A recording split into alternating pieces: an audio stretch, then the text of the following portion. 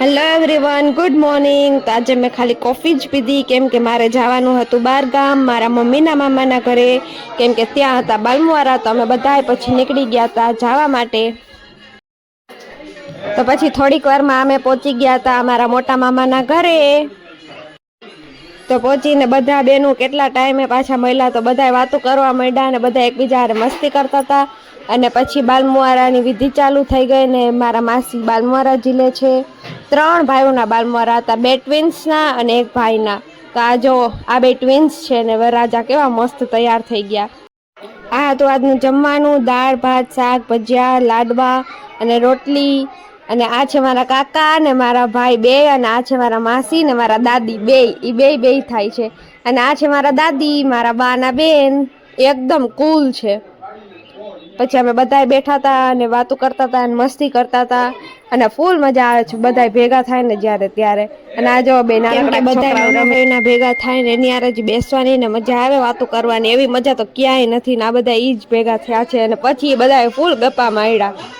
પછી બધાએ છોકરાઓને ગરમી થતી હતી તો બધાને નાખ્યા. એક તૂટેલો ટાંકો હતો એમાં આ બધાએ ઉપરની બાલ્કની પકડી લીધી કેમ કે બધાને ભરતા હતા. જેટલા છોકરાઓ નાય છે ને એ મને આખી ભરી દીધી હતી. પાણી ઉડાડતા હતા, પોતે તો નાતા હતા, અમને વૈરા.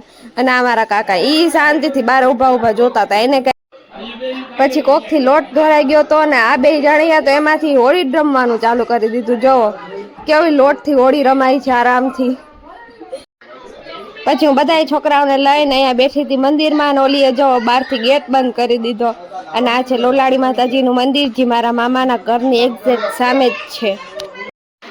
અને આ છે ગામડાની સાંજ, સોનેરો સૂરજ અને ચકલીનો ઝીણો ઝીણો અવાજ. અને એવી મંદ મંદ ઠંડી ઠંડી હવા આવતી હતી. અને અહીંયાથી સામે બધા બેઠા હતા મામાના ઘરે. પછી હતા આટલા બધા બર્ડ્સ અને એની હારે હું રમતી હતી. અને પછી મેં જોયું કે આજે 2 માટીના પડ્યા છે ને એની અંદર એના અવડા કવડા ઈંડા મૂક્યા છે. આટલા બધા બર્ડ છે, કેટલા 8 ઈંડા હતા. અને ઓલરેડી 10 થી ઉપર તો આ બધા બર્ડ્સ છે ને એના 8 ઈંડા તો હજી ઓલા જે માટીનું પડ્યું છે ને એની અંદર રાખેલા હતા. પછી સાંજે અમે કેટલા બધા જણા ભેગા થઈ અને જતા હતા વાછરા દાદાના મંદિરે. અને જતા હતા ત્યારે અમને આ સામું મળ્યું આટલું બધું ઘેટાનું ઝુંડ આખું.